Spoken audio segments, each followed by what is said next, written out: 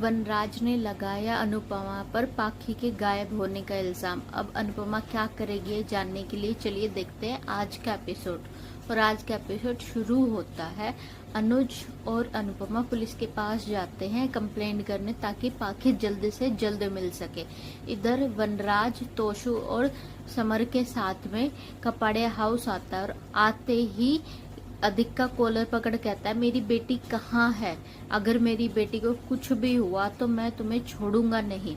तो अधिक यहाँ पे अपना दिमाग लगाता है और सारा इल्जाम अनुपमा पर डाल देता। कहता है कि पापा, हो सकता है कि पाखी मम्मी की वजह से कहीं गई हो। कल ही पाखी ने मम्मी को वार्न किया था कि अगर आप हमारी मैरिड लाइफ में बार बार दखल दोगी तो कहीं मैं ऐसा कुछ ना कर बैठूं जिससे आपको पछताना पड़े।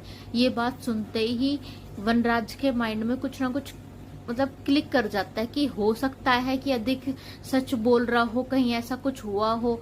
तो वनराज ना बड़ी आसानी से है ना अधिक की बात पे विश्वास कर लेता है। उसी समय पे आ जाती है पुलिस आते ही कहती है कि अधिक कौन है। तो तभी पुलिस वाला कहता है कि हमें अधिक को अरेस्ट करना होगा क्योंकि अधिक के खिलाफ कंप्लेंट दर्ज हुई है कि उसने अपनी बीवी को गायब किया है और डोमेस्टिक वायलेंस किया है।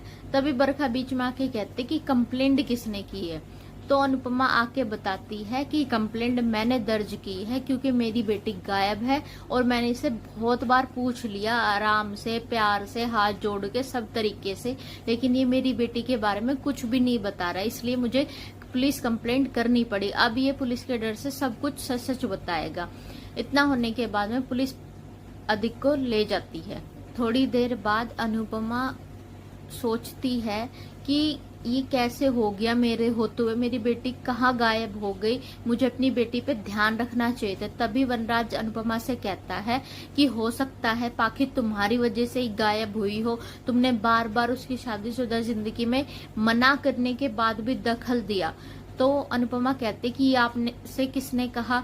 तो वनराज की कुछ ना बोलने पे अनुपमा तो समझ ही जाती है कि अधिक ने कहा। तो कहते हैं आपको अधिक पे भरोसा था, एक बार मुझसे पूछ लेते। अगर मेरी बेटी गलत रास्ते पे जा रही है, उसके साथ कुछ गलत हो रहा है, उसको रोकना मेरी गलती है तो ठीक है, मेरी गलती है, लेकिन मैं एक माँ होते हुए अपनी बेटी को गलत रास्ते पे कैसे जाने दे सकती हूँ। उसके बाद में समर और तोशु अनुपमा से कहते कि ठीक है मम्मी, अब हम चलते हैं, घर से आए हुए काफी देर हो गई, कुछ भी पता चलता है हमें तो हम आपको बता देंगे, आपको कुछ पता चले तो हमें बता देना।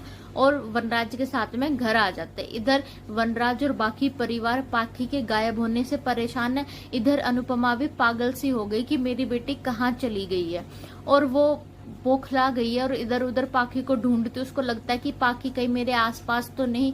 पहले वो घर के बाहर जाती है, फिर वो रास्ते पर भटकती रहती कि कहाँ है मेरी बेटी, कहाँ है मेरी बेटी।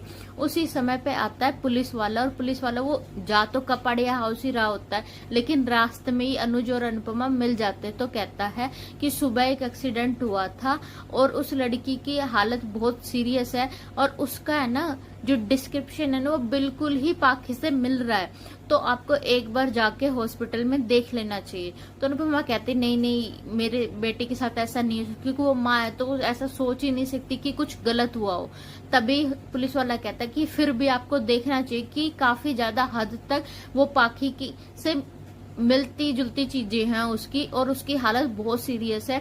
हो सकता है कि उसने अब तक दम तोड़ दिया हो या वो दम तोड़ दे, तो आप जल्दी से जाके हॉस्पिटल चेक कर लीजिए। और आज का एपिसोड यहीं पे खत्म हो जाता है। देखते कल के एपिसोड में क्या पाखी जिंदा है या मर गई है और इसके पीछे किसका हाथ है जानने के लिए अगर आपने मेरे चैनल को सब्सक्राइब नहीं किया है तो गाइस जल्दी से सब्सक्राइब कर लीजिए। Thank you, take care.